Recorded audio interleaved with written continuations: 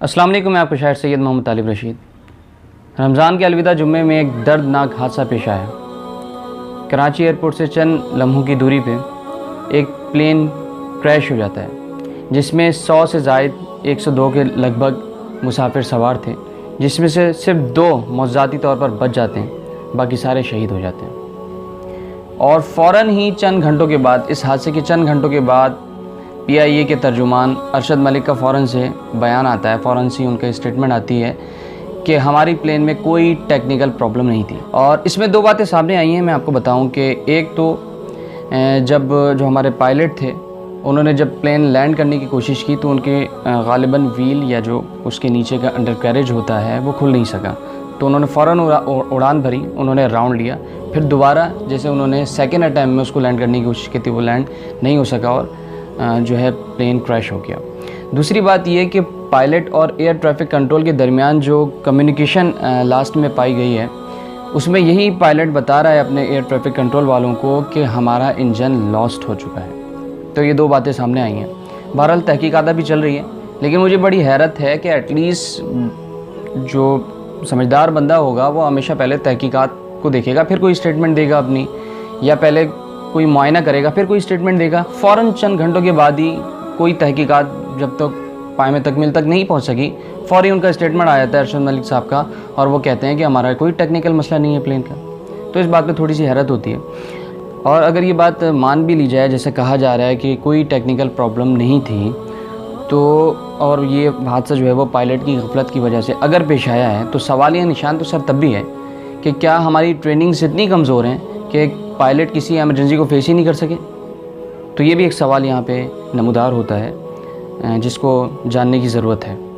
اور دوسری بات یہ کہ میں تھوڑی سی تاریخ بتانا چاہوں گا کہ 2010 کے اندر ایک ہماری پرائیویٹ ایئر لائن تھی ایئر بلو، وہ کریش ہو جاتی ہے، جس میں اور وہ بھی انجن کی لاسٹ کی وجہ سے کریش ہوتی ہے 2010 میں، جس میں 152 پیسنجر جو ہیں وہ اپنی جان سے ہاتھ دھو بیٹھتے ہیں۔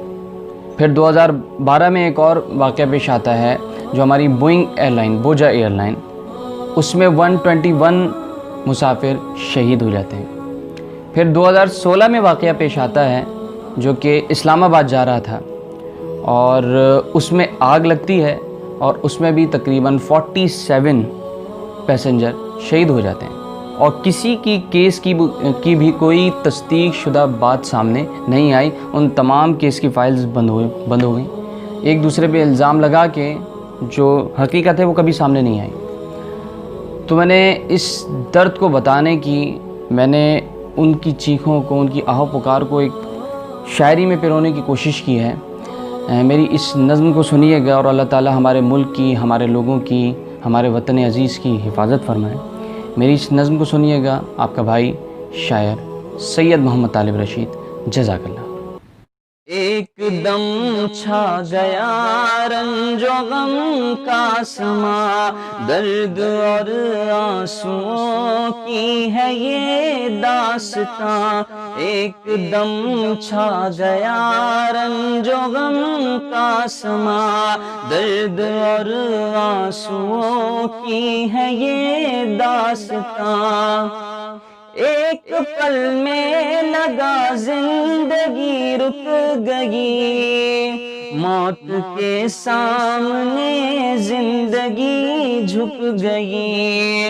ایک پل میں لگا زندگی رک گئی، موت کے سامنے زندگی جھک گئی۔ لاشیں اور خون ہے دیکھتے ہیں جہاں، درد اور آنسوؤں کی ہے یہ داستاں۔ چار جانب عجب شور ماتم ہوا، الوداع ماہ رمضان جس دم ہوا۔ چار جانب عجب شور ماتم ہوا، الوداع ماہ رمضان جس دم ہوا۔ سونا سونا سا لگنے لگا ہے جہاں، درد اور آنسوؤں کی ہے یہ داستاں۔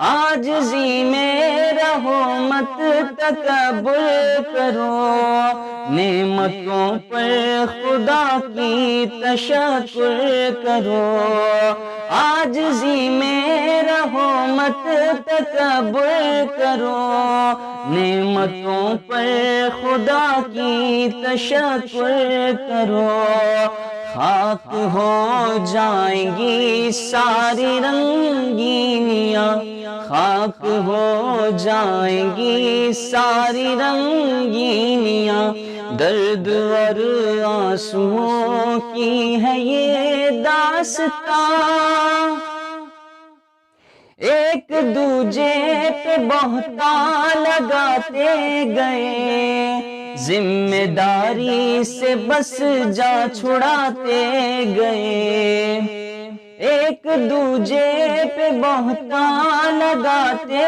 گئے، ذمہ داری سے بس جا چھڑاتے گئے، ذمہ داران ہم سے ہے مخلص کہاں، ذمہ داران ہم سے ہے مخلص کہاں، درد اور آنسوؤں کی ہے یہ داستان، آفتوں اور بلاؤں سے محفوظ رکھ مولا، شر کی فضاؤں سے محفوظ رکھ، آفتوں اور بلاؤں سے محفوظ رکھ مولا، شر کی فضاؤں سے محفوظ رکھ، عید پر بھی ہیں آنکھوں سے آنسو رواں، عید پر بھی ہیں آنکھوں سے آنسو رواں، درد اور آنسوؤں کی ہے یہ داستان،